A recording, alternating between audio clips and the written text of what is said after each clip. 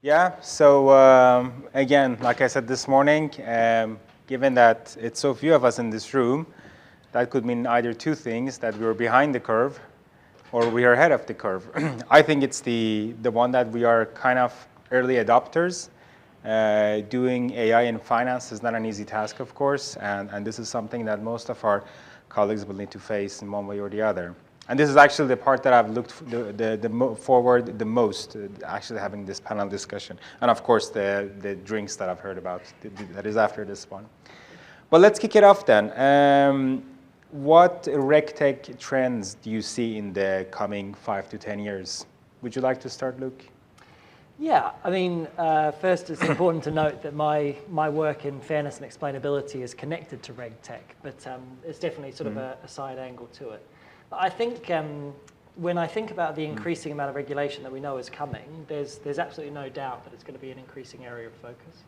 And I think companies would do well to think about how they're going to prepare themselves for it, which has been the theme of so many of the talks today, so I don't think I'm saying anything new there. When it comes to my sort of specialty in explainability and fairness, I think there's going to be a paradigm shift in people's feeling of personal accountability, and also of business sponsors getting more and more interested in how they effectively push out those topics within their companies. So I think, and I would like to think, that the RegTech industry will come along with that movement to just more importance and more focus on the topic as we go. What about you, George? What kind of trends do you see in the coming years? I mean, not far off what Luke said. I think there are two main things. One is explainability and the other one's collaboration. And again, I'm not saying anything new. Explainability in the sense that, well, precisely because, and explainability I think is something that's going to follow collaboration as well. Precisely because of that granularity in the fintech ecosystem that I kind of, unpacked in my my presentation before. You have so many specialized RegTech applications, and and because we have tried, and we've been trying for decades, the competitive model, I think this is the time that the the technological capabilities afforded by, well, not only blockchain but other other technologies as well, will allow firms to collaborate, and on top of that we're going to have the need for that explainability layer, and I see that explainability not as a simple thing. It's something that explainability itself, I see it as a field that, alas, will have to be regulated as well in terms of defining what explainability is about. What do we mean by explainability? Because we keep talking about it, but it is not apparent always and to everybody. And when it goes to when it goes to regulation, and when it goes to legal documentation, things have to become extremely clear, and it's not the case. So I think it's these two. Do you mind if I keep on going? Explain it. I mean, because I haven't spoken much about explainability today, and I really want to. So I completely agree with what you're saying, right? Because if we look at the GDPR Act and what they ask in terms of you must provide an explanation within a 1-month time frame, and it needs to be meaningful information provided, all of this is so vague. And if we look at what the Information Commissioner's Office put out last year before, in their incredibly complicated 90+ pages of guidance on explainability, which I've spent a lot of time trying to boil down into 3 slides, and I'm still struggling to do that. But definitely the things that I really want to talk about is that I am not told still when artificial intelligence is making significant differences in my day-to-day life, be it on social media, when I'm browsing the internet, when I'm consuming my news stories, like the ordering of my Instagram, it's not explained to me. And these things, I can't really say the ordering of my Instagram is important to me, but these things aren't explained by companies. They're not explained when I apply for insurance. When are these things going to happen in a way that meaningfully brings the public into that conversation of, are you really aware in this minute that we're using a relatively advanced technology, and not only do you not understand data science and data, but you don't even know it's happening to you right now. We really need to push our companies and governments to give us that visibility that something's happening. Yeah. Do you see a risk for overregulation? Overregulation. Well, yes and no. I mean, there may be, okay, of course, well, to a hammer, everything looks like a nail. And, you know, sometimes regulation is like that. But I also see a lot of movement towards liberating data in the sense of having people, individuals, as owners and custodians of their own data. And I'm going to give you a very simple example, which is already there. There are some applications that allow you to handle, to manage your privacy settings in such a way that you can monetize that.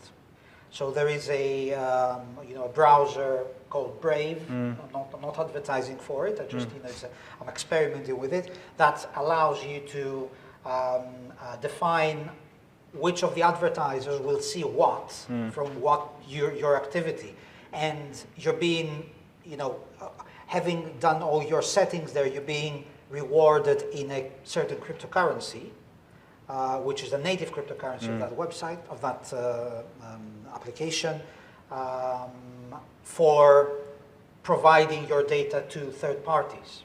So that is kind of gives us, if you like, a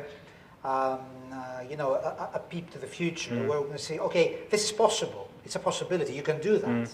So I can own my data. I may be able to own my data. Of course, in an ideal world where everybody would be using the same browser and the same, platform and settings, but that in itself can be developed as a layer that overlays the internet, and that may change things.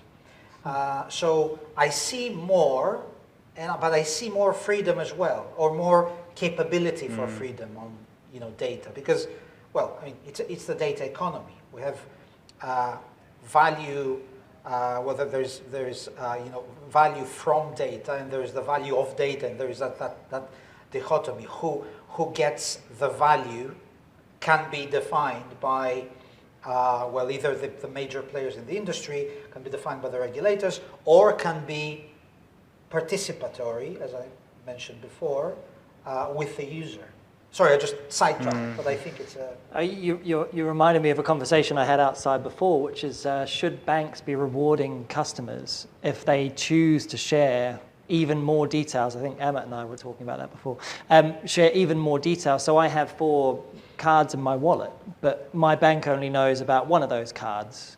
So could I share the rest of my data with them in order for some sort of recompense for them to provide me with benefits for that sharing? But your question around, can you overregulate things? To quote a very famous show called Bluey, which my daughter absolutely adores at the age of 2.5, rules make games fun. If you take away the rules of a child's game, it's not fun anymore, because children can do anything and no one knows where anyone stands. So I'm not against rules for defining the sort of scope of play. What I think is that those rules need to be well thought through. They need to be able to be scaled in a way that is simple, so that if I am at a low level of risk, I don't get the highest regulation, and that is clear to everyone. And exactly like we were talking about, that I mentioned before, GDPR, sorry to quote myself, meaningful information provided as an explanation. Like, what does that mean? Like, how do I practically implement that in a machine learning context? So I think more clarification. So I'm less worried about over-regulation. I'm worried about unclear and unsupported regulation that is not scalable. Going also back to this explainability, so thinking about explainability and feature attribution and how it can be implemented, we can touch upon that. But also, if you're sitting in a car, whether it's combustion engine or whether it's an electrified car, do you really need to know exactly how everything is working? What you're interested in is the outcome, mobility and functionality. So in that sense, where do you draw the line? Is it reasonable to have explainability and interpretability on a very microscopic level? What do you think about that? Oh, well, I would say, again, because I really care about explainability, I think the thing that is missing is feedback. So right now, if I took all of the explanations that we encounter in the financial services, so I complain to my bank, they've declined me for a credit card increase, limit increase. If I complain to them, what will happen is that will spark a process where that complaint handler will go look into my individual case, they'll grab whatever data was used, and they'll relay an explanation back to me. No one in the group that I'm aware of is collecting feedback from complainers to be like, hey, how did you find that explanation? Was it any good? Were you happy with that explanation? They'll ask you if you enjoyed your experience and if you will now recommend the bank to a friend. But they won't ask you for specifics on that. In the same way that we, 10 years ago, didn't really ask people for feedback on a website experience. We didn't really ask them for feedback on our marketing campaigns.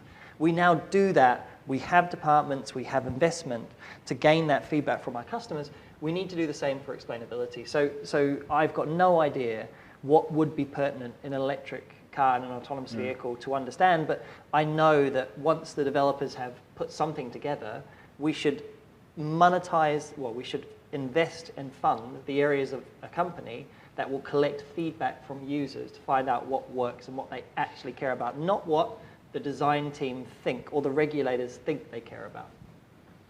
What do you think, George? I mean, I think that was a very good example you used about the car. And I would say, yes, but different. So you asked, do you need to know how the combustion engine works? And no, you don't, but the team that built it does. So there is explainability in things, and of course, there are limits to that. There is explainability.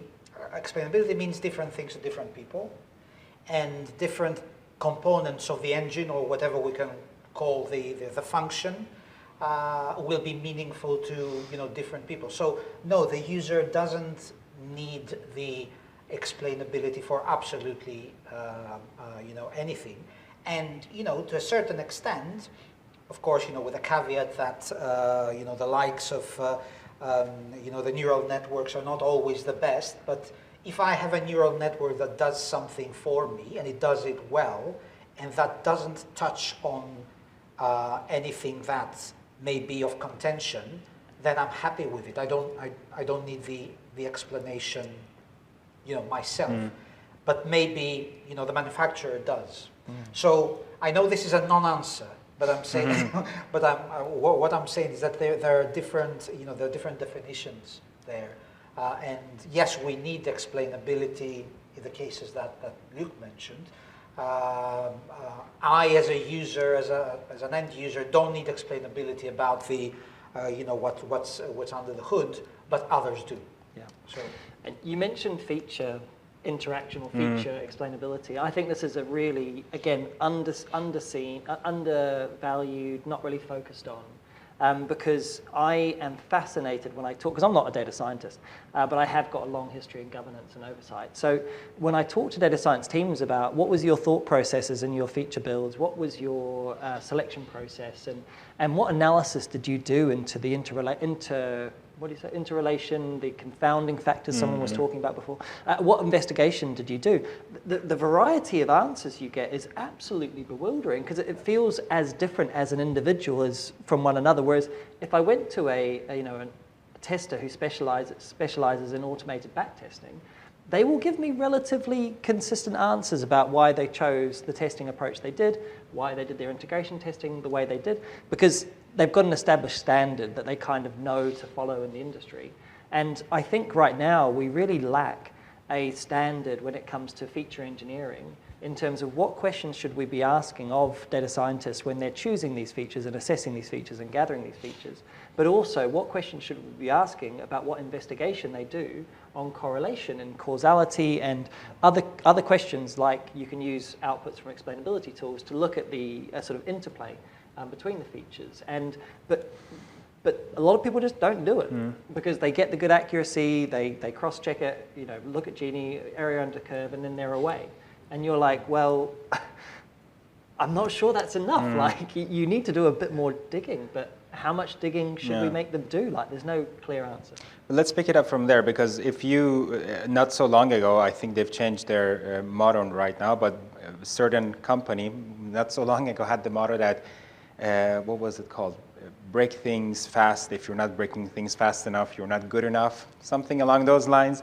And in academia, we also have this focus on accuracy, and we still have tech giants and they're charismatic, let's say, CEOs on Twitter just posting all kinds of stuff.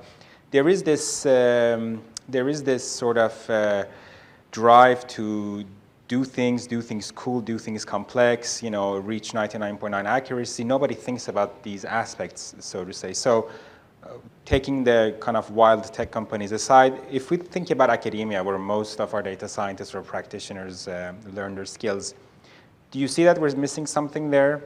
Because if you're talking about, if we go back to engineering in cars, for instance, again, we have the engineers, we have safety concerns, we have, very, let's say, real effects of making something that threatens lives, for instance, if it's a vehicle or whatever else. Do you think something's missing there in academia, that we've also focused too much on accuracy and not the societal sides? And that goes not just for AI, but for a lot of topics or a lot of subjects that are purely technological. Yeah. Can I take this to begin with as an academic? So wearing my academic hat on. Well, when you specialize to become a data scientist, indeed, one of your, your prerogatives in your training is dealing with, data science. So dealing with the accuracy and how you can achieve the models and so on. So there is an element of the conversation there. Okay, do we need to build more of a, AI ethics in the curriculum and what it means is significant? I mean, as I usually tell my students, it works better if you know what it does. Because sometimes, especially with the machine learning open frameworks that are available, people just throw everything on TensorFlow, and hey presto, they have a result, or they use the NLP models by Google and so on, and they don't understand how they work. But I think where the disconnect is, so yes and no again, and I'm sorry for being so circumvent about certain things, but when it comes to, I mean, the training that you get at university, becoming a data science, kind of translates differently when you cross over to industry. Because as soon as you cross over to industry, the aim, the goal here is different. And it kind of, follows, it doesn't go out the window, but your training, is very well used, as you know yourself. But it serves a different purpose. So I think where the real opportunity is and where the real need is to have academia and industry work together, as opposed to the one playing the role of the feeder to the other and the other way around. So it's not about recycling, because I think that it's the border that actually spoils the broth. You need to have the two, and we find that, believe it or not, very difficult, because the models and the frameworks under which academia and industry collaborate are barely understood from each other. I mean, they're either too bureaucratic or focused on different different priorities, which is natural on the one hand, but there needs to be a lot more of a handshake there. So it's not the training itself, it's a need for a collaboration of the two worlds in a better way. That's my view. Yeah, and I definitely agree. And it's a really interesting point that I've not really thought about, because my experience of it is that I've never trained, I've never seen a university curriculum, but what I do is I talk to data scientists who've graduated and come into our graduate programs, or data scientists who have retrained. And the feedback that I often get is that ethics and data ethics is a small part of the curriculum, if at all, and also the realities of productionizing and software development are often not the focus of the courses. And I think that those are things that I would love to see more of, but maybe that's because my incentives are to get people that work well in industry, which isn't necessarily what I want academia to do in society. So I might have a biased view there. But the other point I was going to make is that I find the data scientists are often bewildered with the amount of documentation and the amount of thinking that I ask them to capture so that we can relay it not just to their boss right now, but to people in 2 years who might try and re-engineer or might try and understand why they did the design they did. So they're often completely unprepared for, we've had now a conversation, we've looked at some features, now please spend a couple of days writing down why we made those decisions.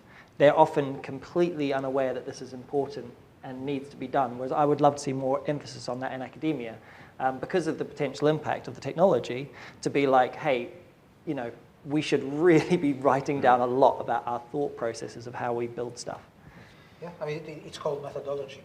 Yeah, exactly right. It's about, you know, just, this is one of the things that goes out the window as soon as you cross from academia to industry, because methodology is something that, you know, in a data science curriculum is something that we focus quite heavily, because without methodology, all you're doing is throwing your data onto different models, and how do you know which one works better and why? So, you know, training people to understand that is super important. As soon as, you know, that, because as you said, you know, productionizing is, you know, the core, more important as soon as, you know, you cross over. Yeah, I think that's one of the elements that, you know, just goes out the window or is being underplayed. But, you know, I'm not saying that, oh, it's not our fault and it's the fault of the industry. I'm saying that that kind of, you know, makes the same point, that it's important to have the two work together. Great. And to kind of come full circle then, I mean, do you see that this will introduce any changes to AI due to legislation, but also due to different needs? Because again, if we kind of, the common denominator today has been this gap between tech and reg, and you know, every talk has kind of touched upon it in one way or the other, whether it's been the reviews of the EU AI Act or like, you know, sort of applications of AI in different banks. Do you see that we need to kind of rethink fundamentally, or that this collaboration between academia and industry will need to rethinking of AI, that, you know, maybe accuracy is not the most important thing, maybe we have to focus on other aspects as well? Yeah, I definitely believe so, because you know, during the conversations I have with use case teams, when they get to the pointy end, it's always a conversation about what trade-off do we want between explainability and accuracy, or between bias and accuracy, or unfair bias and accuracy. Because there often is a choice to be made, to be like, we know that this model type is more explainable, but we also know it doesn't have quite the predictive power of this less interpretable model. So what are we going to choose? And those conversations are critical to our risk position as a bank. So, you know, I'm fully supportive of anything which would increase the awareness of the importance of those trade-off conversations. Yeah, I mean, I cannot agree more. I think, you know, well, I don't want to risk repeating, you know, what you just said, you know, in other words. It makes me feel good when you do that. But because okay, he's an I'll academic and I'm not an academic. So. Right. So yes, accuracy is not everything. I mean, I would be looking to a framework where you can have both, you know, the less explainable and the more explainable approaches. And of course, you know, that may sound like a luxury, but where the two can be applied in parallel and you can draw some inference as to, okay, how much far off is our explainable model from something that's less explainable, and does that trade-off, you know, pay? That kind of, you know, builds in a feedback loop that that I think you also, you know, alluded to, I think in your talk this morning, that you need to, you know, train, well, not train, for want of a better term, train your explainability model and understand understand that balance. So I think we need to understand that balance. As I said, it's an expensive exercise, what I'm suggesting, but if you have, again, just for the sake of the example, you know, an explainable model and a neural network model, which, you know, is proven to perform well in that particular use case, put them side by side and see, you know, what is the impact. I mean, it's a costing exercise. You need to cost how much am I really gaining from my less explainable model that I'm losing from the other one, and vice versa. And just need to maintain that balance. How are we doing with time, by the way? We have like 10 minutes. Okay. Yeah, okay. So one more thing then, just to keep it on this high level then. I'm thinking if you would restart your, let's say in banking, for instance, for you, Luke, if you would restart kind of your initiative or your group or your kind of, endeavor at Lloyd's banking, would you do anything differently? Or would you suggest your colleagues, whether it's the reg or the tech people, to do anything differently? What would it be? Oh my goodness. Yes, many things. So I am perennially self-aware that I make lots of mistakes. And I would like to think my colleagues would be brave enough to admit they do too. I think we spent a long time chasing principles and policy that really don't matter. I think the thing that we were doing was we were writing policy and principles for a long time, not because they needed to take a long time, but because we didn't really understand what we were writing about. So I think that time would have been better spent getting some knowledge together of the thing we were trying to describe in policy, as opposed to doing that. I think also the way that we sort of assessed our tooling and processes, we started off by looking at all of, I think I did 13 or 14 reviews of different tools in the market, which took a hell of a lot of time, and because we were seriously thinking about buying tooling before we decided to build it ourselves. And that process taught us a lot, but probably not as much as trying to build it ourselves would have been. It would have been better if we had a clearer line of sight to funding for our internal teams and how that would grow. I think I would have liked to have got our audit and risk partners in earlier to do more reviews sooner, because we're using those reviews to leverage getting more functionality and more money to be put into data ethics. I think I would do more of general concept training. So what I end up doing is I end up working with individual teams and trying to teach them the concepts without teaching them the concepts too, without looking like I'm trying to be their teacher, by trying to still look like I'm just trying to help them use a tool. Whereas I think with more broad understanding of the concepts, we'd have more useful conversations which would generate the desire to actually do the work.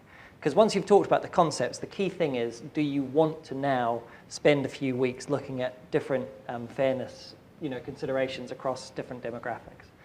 So yeah, those would be my immediate thoughts. What about you, George, in terms of research and interactions with the industry? Would you tackle things differently? Is there something that you would have done differently now than, let's say, 2 or 3 years ago? What are your mistakes, George? What are my mistakes? Oh, Maybe there are none. don't get me started. No, I mean, okay, it's a tricky question. I think I just wanted to go back for a second. I'm not avoiding the question. I'm just going back to what Luke was saying before. I think that in many regards, the banks and financial institutions, fintechs, MSBs, whatever they may be, are spending indeed too much time writing policy.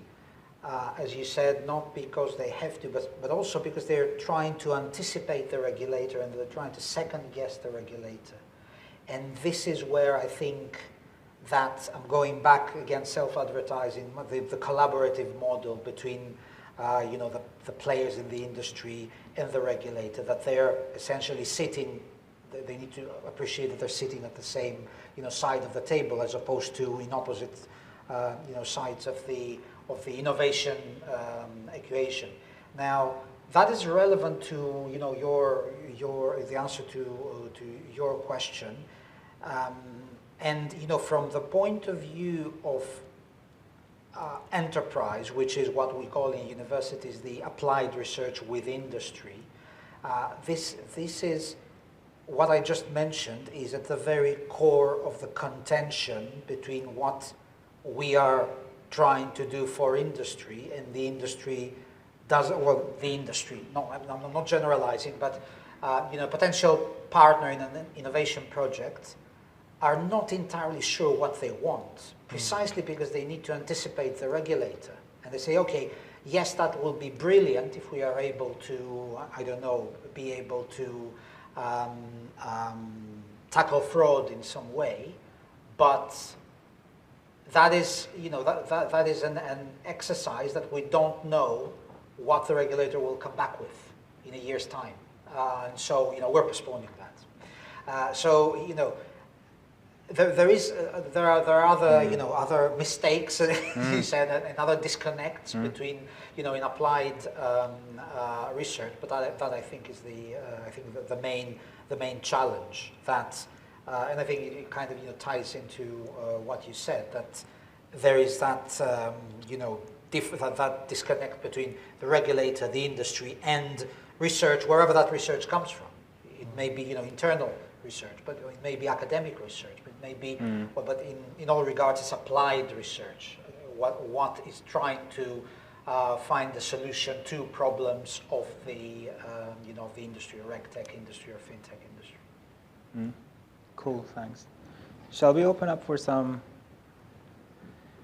questions? I don't know if we're going to be able to cover them all Yeah. in the time we have left. Okay. I suppose I will just check the application. No, we don't have here. But so, thank you. I suppose it's clear, right? Oh, you have. There is someone? So this one goes to George, because I believe I had a question, but I think it will tie into this actual panel anyway. So with regards to crypto assets, obviously there's like, for example, Bitcoin, Ethereum, so on and so forth. But what about the lesser known ones, like the ones that involve scams? What do you think of them, and what do you think, what's the number one thing that a regulator should take care of if they're trying to avoid these types of scams that consumers tend to fall into, like, because these newer ones that try to emulate like a Bitcoin, they promise high returns, but then they take your money essentially. So what would your advice be for that? Whoa. Okay, just the cryptocurrency space is a very particular one for regulators, and precisely because by design they're not prone to regulation. You cannot regulate them. You cannot say this. I mean, you can ban it, but people will still buy it because it's decentralized. So I think it's really it's not up to the regulator to impose anything. It's about educating the audience, and that applies to everything. I mean, it is in a way this. The prevalence of all these, different crypto assets and investments or pseudo-investments or all that is a wild west. But, and really there's nothing the regulator can do to crack on to that, because it's not something that you can switch off. Now, that's the trade-off of decentralization. You have something that's completely decentralized, means there is no central authority, it's an open blockchain, it's a permissionless blockchain. People can do whatever they want. The issuers can say whatever they want. Yes, you can, warn against them, but that's all. So at the end of the day, I think it's about education. And I think very much of what we're discussing here is about education. I mean, the ethics component is about education. There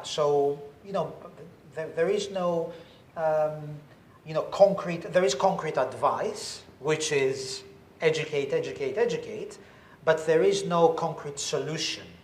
It's not a problem. I mean, what is the solution to any form of scam that is out there? There is no solution. If you have an educated audience, then that will fall in deaf ears. I know that may not be the answer you were anticipating, but that's my answer. And if my co-panelists want to contribute to that. I had a thought about what you said about education. Is it not possible for the people within the space to be like whistleblowers, like actually say this is what happened bad and why this wasn't useful and this and that, or is that even possible? I'm just thinking out of the box here. Well, I mean, it happens.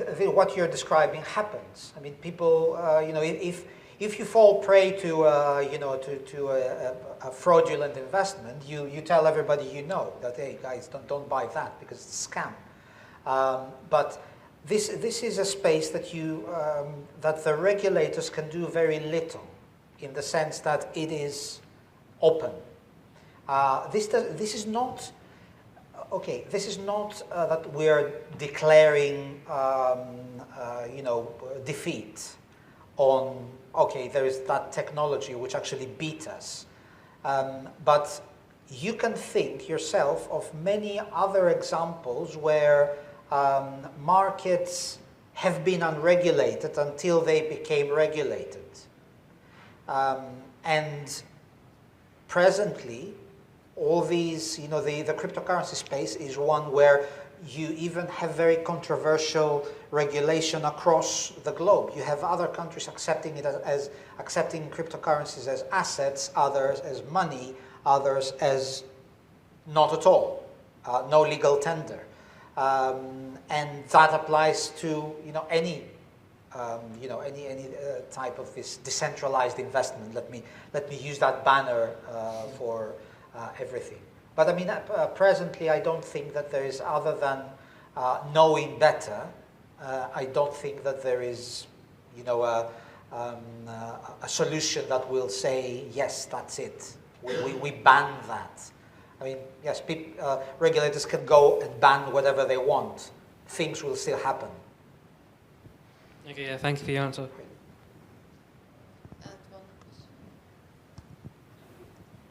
Hi, can you hear me? So this one's for Luke. Thanks for telling the discussions that you're having with your data scientists. Now, you said that you had quite a lot of discussions with the data scientists on what features they focus on, what they look for. How do you ascertain, and what discussions would you have with the data scientists on how complete is the data or how inclusive is the data, and how do you address those concerns? Yeah, so it's interesting. So representation. So I put it all under the banner of representation, because representation is both from a accuracy and fitting point of view, but it's also from a inclusion, equality point of view.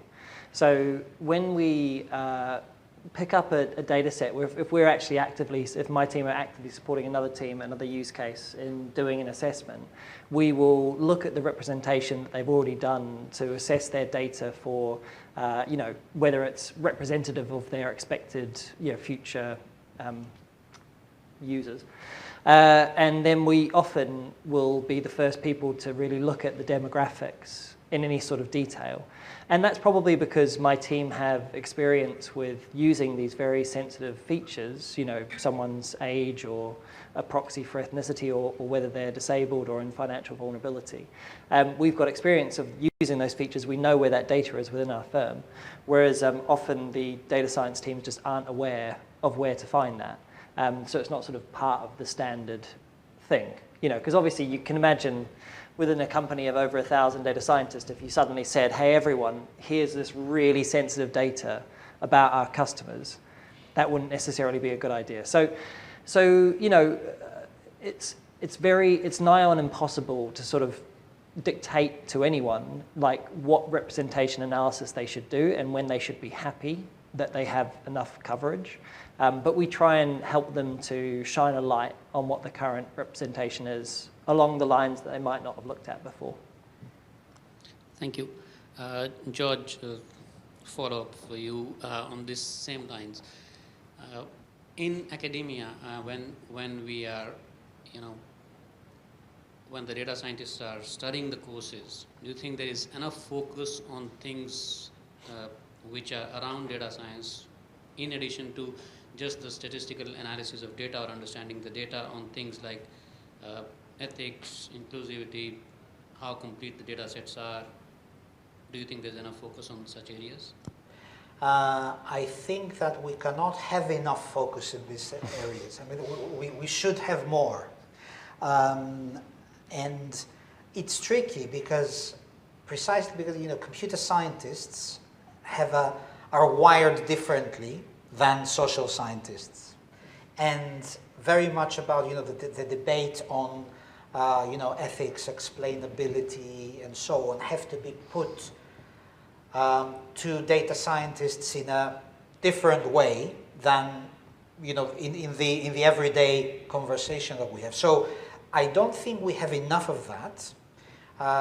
In defense of data science, there's so much you need to cover, in terms of methodologies, in terms of the methodology that I mentioned before, the methodological approach, in terms of understanding the background, in terms of, knowing why, a particular, AI technique does what it does, the mathematics behind it, the statistical significance, and all this, the significance of the statistics, not statistical significance as in the statistics term, and so on. So I think we can do more for that, and I think it will become, it will slowly start becoming more core, more pertinent for data scientists to understand that. Because as I said, I'm going back to, as I said, what I'm telling my students. It works better if you know what it does, but it also works better if you know why it does it. And it works better if you know why we are implementing that for this sort of solution. So, and thank you for this question. I think we need more. Yes. Sorry, I'm just taking.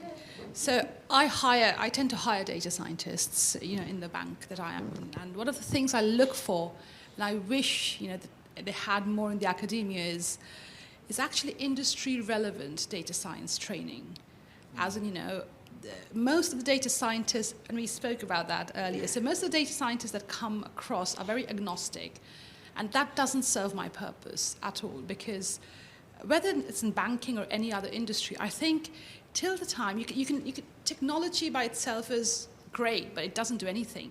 The ultimate is what business value it drives, and unless you understand an industry, and your training and practice everything is very, very industry focused, you will not drive the actual, not really generate the actual value. So if I had to your question, if I had to recruit someone, even with ethics and even with fairness and unfair biasness, etc., those are also quite relevant to the industry. Something that can be biased for a certain industry may not be biased for another industry. So and to really know what is biased, what is not, what is right, what is wrong, you need to have that industry knowledge. And I think that's the crucial lacking in the data science community that I find, which does give me my job, but that's don't wish it away too quickly. Makes me unemployable. If I can respond to that, which is a very, very pertinent matter, the way that, this is something that we recognize, the way that we're trying to address that is by having, at least I'm doing that, working with companies, and I'm having data scientists do their dissertation project with a company. So there is, a half and half supervision in the sense that there is the academic side where we are making sure that, the methodologies are followed and it's proper data science done.